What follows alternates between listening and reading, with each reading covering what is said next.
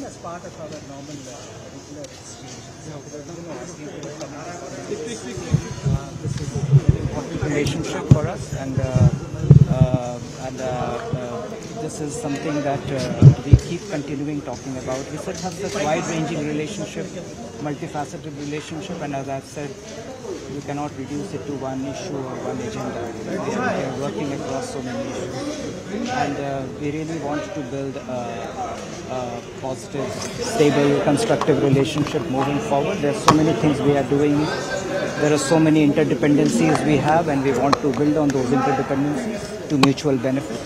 And we will keep ensuring that our cooperation benefits our two peoples.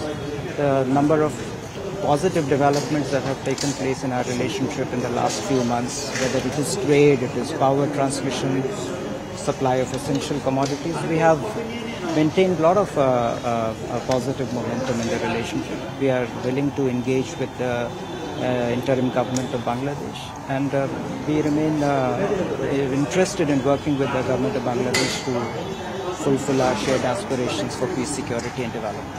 Thank you very much.